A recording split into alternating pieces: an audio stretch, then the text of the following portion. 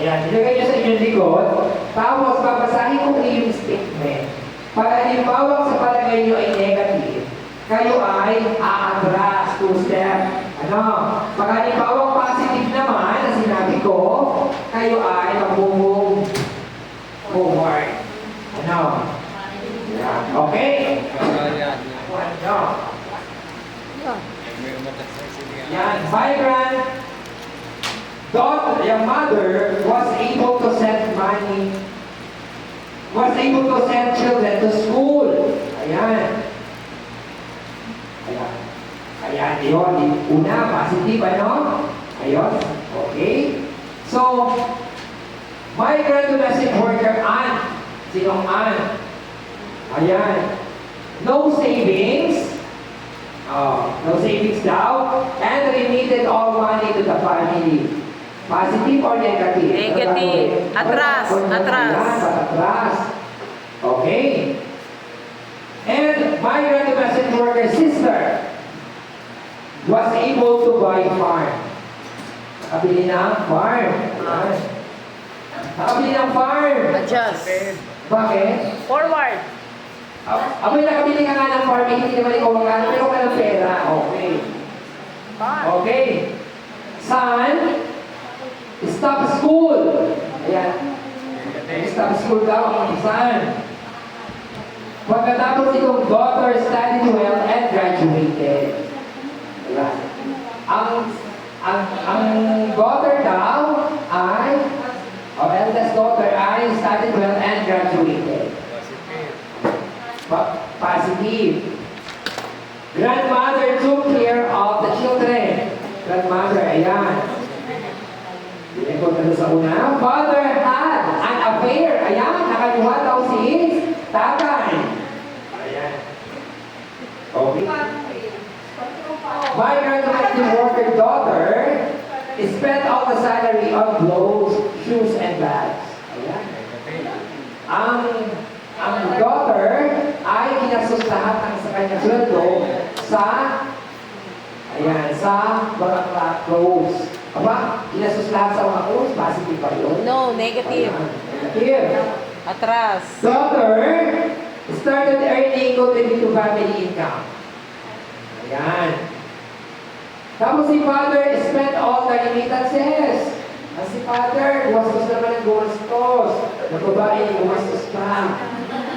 Son married young. Ayan, son ang married.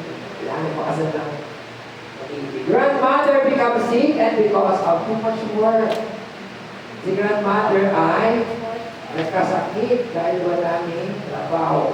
Migrant domestic worker mother did not communicate with the family because of the extramarital affair of the family. Nagtampo na, nagtampo-tampuan. So, yun. And, migrant domestic worker Ann started saving for herself. Si Ann daw ay umpisa mag-save para sa kanyang sarili. Migrant domestic worker daughter got sick and borrowed money. Ayan. Atras. Okay. And father is separated from migrant domestic worker and wife. Kaya si father ay kaya nga kayo inilagay ko siya. Kayo nasa essence ko. Son si son depended on migrant domestic worker mother for remittance. Ayan. Okay. Daughter starts saving to buy farm for migrant worker daughter. Yeah, mother. Okay. Si daughter. Ayan. Ay, isa lang na daughter sa inyo, di ba? Hindi. Kasi yung isa ay domestic. Ayan, kayo talaga yun. Hindi siya migrant. Migrant domestic worker sister. Ayan. Had a problem with money lender because she cannot pay loan. Ayan. So, yun. Ayun. Ang ating makikita dyan.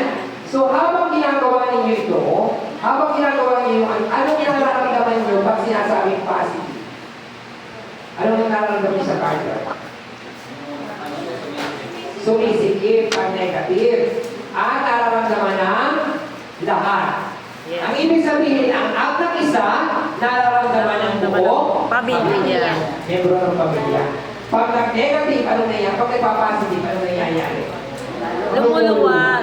At nararamdaman ng bawat membro na Negative na pamilya. ako. Positive na. That's why our Garter. ang ating Lalo ang buhay. Parang may connection ba? At itong ating garter game na ito, nagsisimbolize doon ang ng isa, malayo ko man umalapit, yan ay nararamdaman na bawat Pamilya. Tama? Kung kayo ay nagkulay ng iyong asawa, kayo ay umiyak, naapektuhan lahat ng iyong. So for that, thank you very much. At napakaganda ng assessment ninyo. Palakpakan naman natin sila. Ayun na natutuon kung anong may nararamdaman ko dyan. Okay. Dahil naalaman nga talaga ninyo na lahat ng inyong ginagawa, nararamdaman yan ng bawat member of your family. Diba? Patayin na natin. Kaya sa susunod,